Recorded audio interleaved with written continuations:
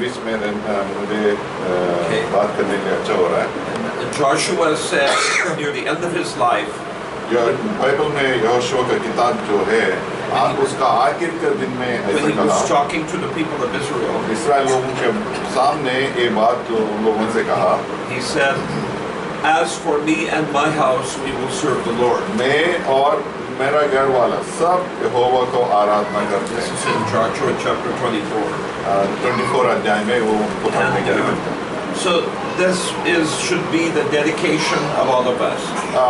ये हमारा हर एक व्यक्ति का एक डेडिकेशन यही बात होना चाहिए। Now, in every home, we look in the Bible, there has been many examples of homes dedicated to Jesus Christ. हर एक घर में हर एक घर के बारे में भी हम बाइबल में देखते हैं कि घर को भी प्रभु के लिए डेडिकेशन किया हो, वो वचन को। For example, Abraham. उदाहरण के लिए अब्राहम का घर। Now, Abraham says he sees three people coming. Abraham ने 3 लोग अपना घर के तरफ आने का वो He देखता है। says, "Come and stop at my house." और वो लोग अब्राहम ने उन लोगों को मिलकर कहा कि मेरा घर पे आओ। And when he first says this to them, पहले बार अब्राहम ने उन 3 लोगों को कहता है, he does not know that one of them is God in human form and the other two are angels. उसको मालूम नहीं था कि उनमें से तीनों में से एक खुद परमेश्वर शरीर का रूप में उसका सामने खड़ा है। But only as the conversation continues, he begins to understand that there's divinity going on here. जैसे ही अब्राहम और 3 लोगों के बीच में बातचीत होता है तो अब्राहम को महसूस होता है कि इसमें इन लोगों में दैवत्व है। So it is very, very important. The book of Hebrews says इब्रानी किताब ऐसा कहता है that we must show hospitality, हमको अतिथि सत्कार करना चाहिए, because by doing so, some people have entertained angels without realizing तो it. कहता है कि अतिथि सत्कार करने से कई लोगों ने दूत लोगों का सेवा भी किया है, बताते हैं। Abraham is the first example of that. Abraham का वो एक पहला उदाहरण है। And you can see other examples in Scripture. दूसरा एग्जाम्पल भी हम बाइबल में देखने को मिलता है। When an angel came to give a visit, जब एक स्वर्गदूत and they tried to visit करने के लिए show आता है, simple hospitality at the beginning. शुरुआत में थोड़ी सी एक अतिथि सत्कार देता है। And hospitality meant giving them a place to sit, giving them a place, something to eat. अतिथि सत्कार मतलब ये उन लोगों के लिए बैठने के लिए एक जगह देना, वो कुछ खाना पीना देना।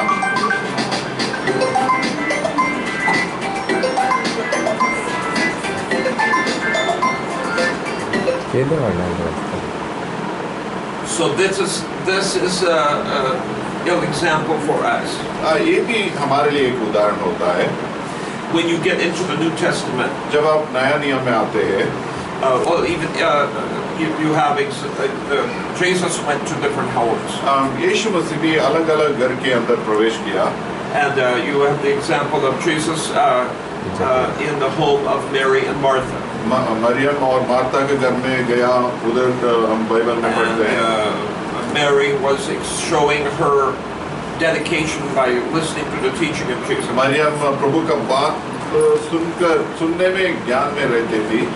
And Martha was trying to show her dedication by her hospitality arrangements. मतलब मार्था ने अतिथि सत्कार किया था, लेकिन दूसरी चीजों को सब चीजों को ऑर्डर में रखना, ऐसा वाला चीजें। And then you have the example of Jesus going to so many other homes. इसमें बहुत सारे उदाहरण हैं कि यीशु मसीह अलग-अलग घर में गया। When he went to the home of Matthew, मत्ती का घर में गया। they had a party for him. यीशु मसीह के लिए एक बड़ा पार्टी बनाया मत्ती ने। And when he went to the home of Zacchaeus, ज़क्कियस का घर में गया, and Zacchaeus welcomed him. ज़क्किया भी उसको आह्वान किया। And you know, as you read through the Bible, you can see so many illustrations of this. वैसे बहुत सारे एग्जाम्पल हमको बाइबल में देखने को मिलता है। And then in the New Testament church, नया नियम का कलीसिया में they did not have church buildings. उन लोगों के पास कोई चर्च बिल्डिंग नहीं था। and their homes, the congregation met in homes and in public places. कलीसिया का लोग जो है एक एक घर में इकट्ठा होते थे और सार्वजनिक जगह पर भी इकट्ठा होते थे. And so the family, the home becomes the foundational unit. परिवार जो है एक सारे लोगों को इकट्ठा करना एक यूनिट होता है. That is true in the church, and it is also true in the whole society. मतलब ये कलीसिया में सही बात है और सामाजिक रूप में सोचेगा उधर भी वैसे ही होता है. So we need to have strong families, strong homes. हमको एक मजबूत परिवार चाहिए, वैसे ही मजबूत घर हो जाता है. The house structure itself, of course, is non-living, and it is important only because of the people who stay there. घर वैसे ही, बिल्डिंग वैसे ही, उसको कोई उपयोग नहीं है तब तक लोग उसके अंदर नहीं जी रहा. The same thing is true of church buildings. Church building का भी वैसे ही है. The building itself is only non-living. It is bricks and mortar. मतलब ईंट से बनाया हुआ एक बिल्डिंग है. अगर इंसान लोग, मनुष्य लोग उसके अंदर नहीं होता है, रहने के लिए लायक नहीं है. It is only important to us because of the worship and the Spirit of God. हमारे लिए प्रामुख्यता क्या है कि हमको आराधना करना, प्रभु का स्तुति करना. There is a song. एक गाना ऐसा है. And when we were coming here, I was singing it in the car. जब हम इधर आ रहे थे, मैं कार में गाना गा रहा था. And the song goes, "Bless this house, O Lord, we pray." इस घर को आप आशीष कीजिए, ये हमारा प्रार्थना है. Make it safe by night and day. उसको सुरक्षितता में रखना रात और दिन में. Bless these walls, so firm and stout. इस दीवार को भी आशीष कर. Keeping one tenth out. सारी विपत्तियों से बाहर रखो. Bless the roof. उसका रूफ जो है शेल्टर हमको देता है. And let your peace lie over all. आपका शांति सारे घर के अंदर बसने. Bless the door that it may prove ever open to joy and love. इन दरवाजों को भी आशीष कर ताकि वो हमेशा खुशियाँ अंदर लेके आए. And concerning the people, लोगों के बारे में ऐसा है. bless the folk who dwell within. इसके अंदर रहने वाला हर एक सदस्य को आशीष कर. Keep them pure and free from sin. उसको शुद्धता में रहने, पवित्रता में रखो और पाप से दूर रखो. And for us all, हम सब के लिए bless us all that we may be fit, O Lord, to dwell with Thee. हमको भी आशीष कर ताकि हम भी एक दिन आपके साथ रह सकें. Bless us all that one day we may dwell, O Lord, with Thee. इस हमको इतना आशीष दो कि एक दिन हम भी आपके साथ रहेंगे. Okay. So as we look from this house, which we dedicate, वैसे ही इस घर को हमने अभी डेडिकेशन किया जो we हमने look देखा. onward eternally, eventually, to living in God's house with Him forever.